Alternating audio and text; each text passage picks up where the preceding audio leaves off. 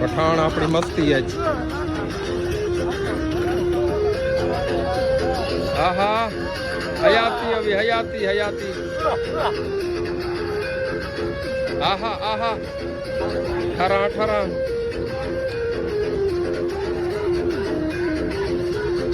बीड़ा से दी खड़न पठान मस्ती है चना अपनी।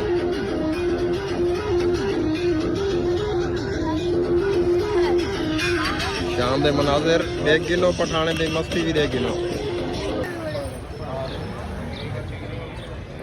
ये दोस्तों तुसां दे पियो शाही किला लाहौर।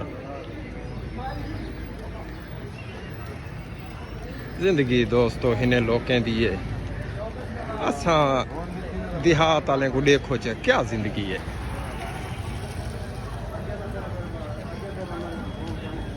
इत्थों दे मर्दें को देखो चा, इत्थों दे जनानियों को देखो चा।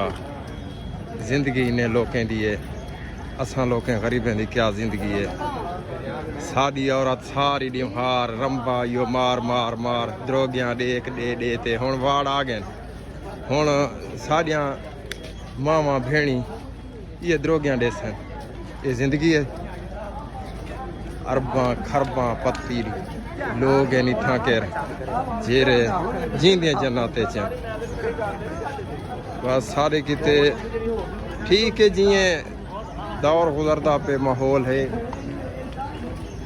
उनके मुताबिक ठीक है क्या कर सकदो।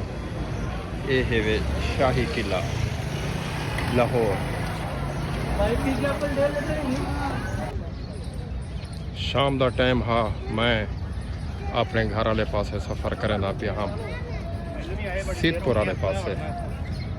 सिद्धपुर तहसील अलीपुर ज़िला मुजफ्फरगढ़। तो मैं आखे दिखा गिना छेकड़ी मनाजिर लाहौर दे। जिन्ने आदन लाहौर नहीं वेख्या कुछ नहीं वेख्या। लाहौर है हैं। ते मैं आखे दोस्तों को दिखा गिना शाम दे टाइम दे मनाजिर। दोस्तों कोशिश की करो पेज को फॉलो किया करो।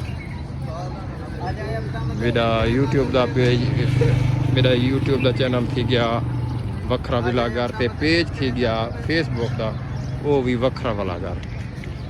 लिहाजा मेहरबानी की करो थोड़े इलाके देओ थोड़े वसेब देओ इनको पेज को फॉलो करो थे यूट्यूब चैनल को भी सब्सक्राइब करो।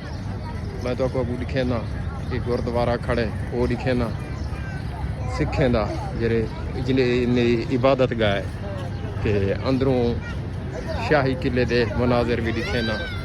मैं वेना प्याऊ गई दो।